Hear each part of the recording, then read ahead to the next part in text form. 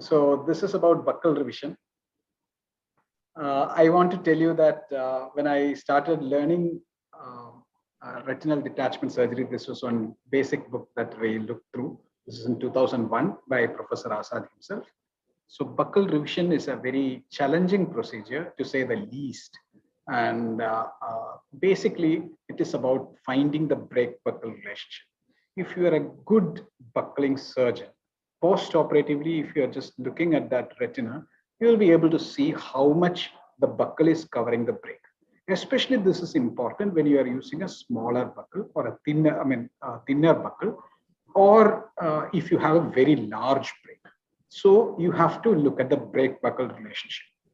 And we should find out, is the brake buccal relationship good and appropriate? So you can see that here is a patient in which the buccal is right on the posterior slope of the brake is right on the posterior slope of the buccal, and this looks perfect. But not all cases are like this. Sometimes the buccal will be there, the buccal effect will be there, but the hole is still open, basically because of some fish mouthing or some other problem. The buccal is not correctly intending the plane of the brake. That is a point of time where you have to decide on a resurgery. So initially in this particular patient, we may consider some laser at the posterior slope of the buccal and wait for the fluid to absorb. We may give a few days for the fluid to absorb. Sometimes buccal is a very forgiving surgery, unlike a vitrectomy. So sometimes the fluid may come down and it may improve.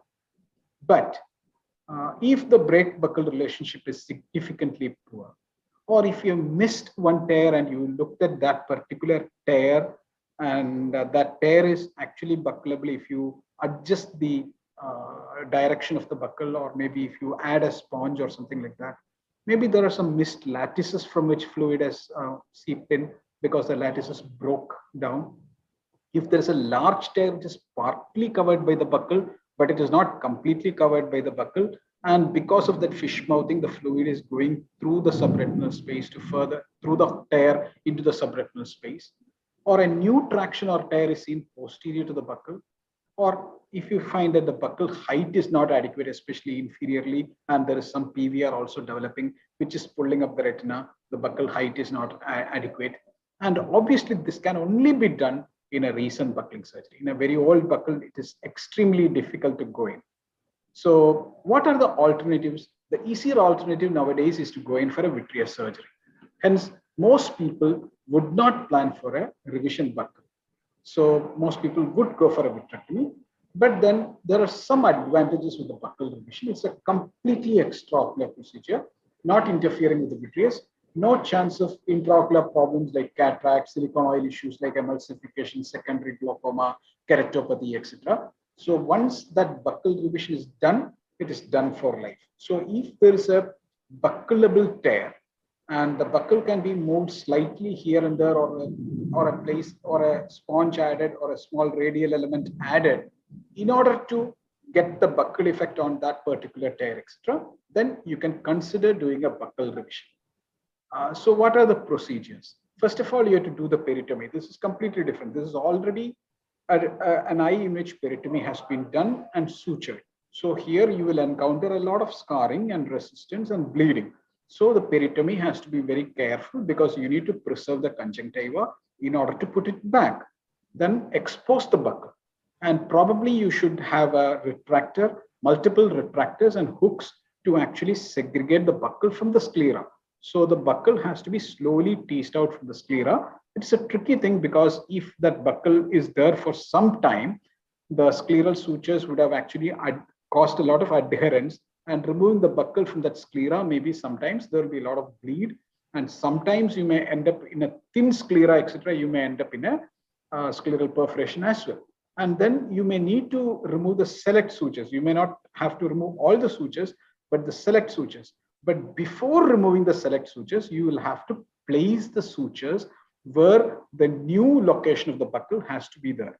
And so we may have to retract more if it has to be. Usually it is shifted more posteriorly. Generally, anterior placement would not be so much necessary. It would be about posterior placement or adding another element to it. And then we need to actually physically shift the buccal or add an element or something like that. and look at the break buckle relationship inside the eye, and then close. And in closure also make sure that you preserve as much of the conjunctiva and close it well. So this is a small animation which I have made regarding buccal revision. This is a eye in question, and once you go inside, we will be able to see the retina. And this is the retina there, the peripheral part of the retina, and there is a tear which is developing there, and the tear will enlarge as the PVD pulls out. And now let us think that there is a buccal being placed.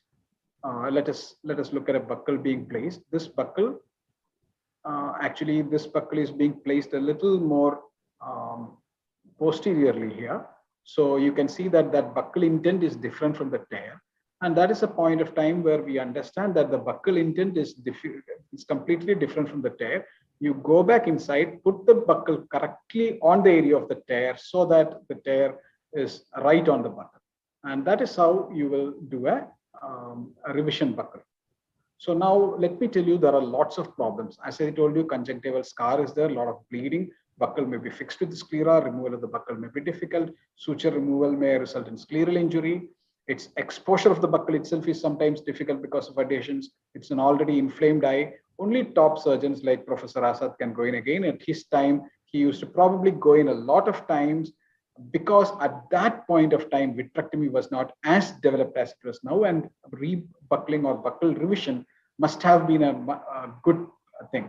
But in my times, probably I have done only maybe a couple of buccal revisions only, and I would not like to do another buccal revision at all. It's not a cup of tea.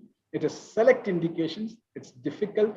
Now there are multiple easier alternatives and may be effective if the case selection is proper. Thank you very much, sir. Thank you very much.